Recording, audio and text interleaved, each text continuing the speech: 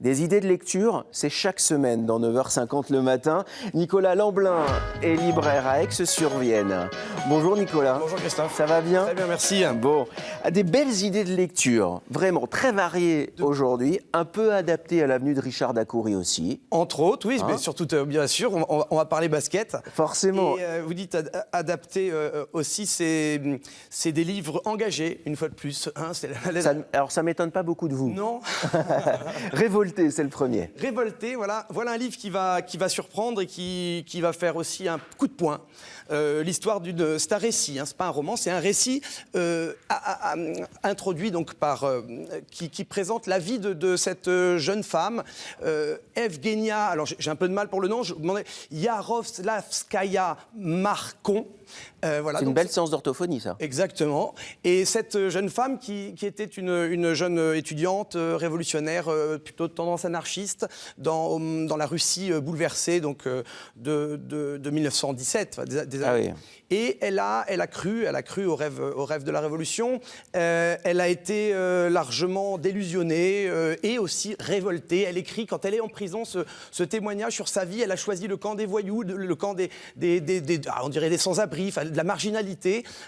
Et puis, surtout, elle a évoqué sa révolte et le chagrin, plus que le chagrin, la désillusion par rapport à la Révolution manquée par les bolcheviks. Ouais, c'est ça. Ça, c'est sa grande désillusion. Et elle se définit comme une étudiante pleine de rêves et en fait, ses rêves à elle, c'est de se révolter en vivant dans la rue. Hein, c'est ça, c'est sans doute, ça va aussi au-delà de tout ça, mais c'est une révolte presque existentielle. Exactement. Voilà. Alors c'est un récit assez très, très beau, très lumineux, mais il faut quand même rentrer dedans. Ça demande aussi une certaine affinité, une disponibilité. Voilà. Ça s'appelle Révolté, c'est publié au Seuil.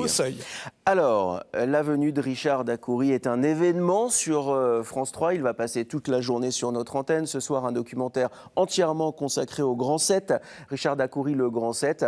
Ça tombe bien parce qu'un livre retrace l'épopée du Limoges CSP. Alors là, c'est... Limoges CSP, un nouvel art du feu. C'est beau comme titre. Hein. C'est très beau. C'est aussi très vrai, parce que j'ai découvert donc cette aventure. C'est une belle aventure humaine, avec des hommes, des femmes aussi derrière tout ça. J'ai été assez touché. Et j'ai trouvé ce livre très bien fait, très bien illustré, très bien... documenté historiquement. Et on part donc dans cette aventure qui n'est pas finie d'ailleurs, une aventure qui continue. Et voilà, c'est rendre aussi hommage à tous ces hommes qui ont porté haut les couleurs de Limoges. Et comment, bien sûr. Ça s'appelle Limoges CSP, un nouvel art du feu. C'est signé Jean-Luc Thomas. Jean-Luc Thomas, je signale aussi l'éditeur, Culture et Patrimoine en Limousin, une maison d'édition à Limoges qui a vraiment un très beau catalogue sur l'histoire, la culture. On adore ça. C'est très important de parler des éditeurs de notre région.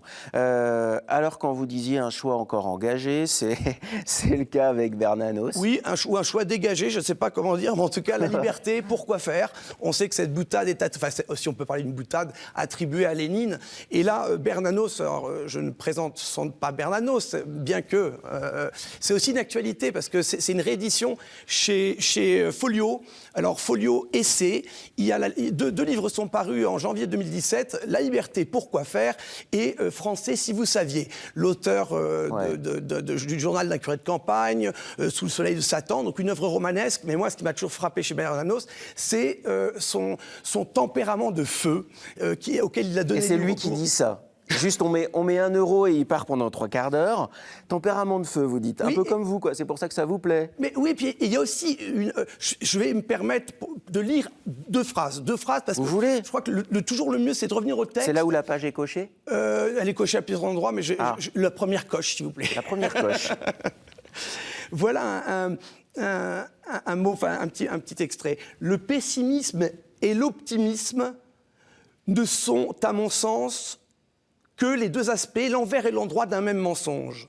L'optimisme est un ersatz de l'espérance qu'on peut rencontrer facilement partout et même, tenez par exemple, au fond de la bouteille. Mais l'espérance se conquiert. On ne va jusqu'à l'espérance qu'à travers la vérité, au prix de grands efforts et d'une longue patience. Pour rencontrer l'espérance, il faut être allé au-delà du désespoir. Quand on va jusqu'au bout de la nuit, on rencontre une autre aurore. Voilà un beau programme aussi politique au sens très noble du terme. Qu'est-ce que vous voulez que je vous dise ?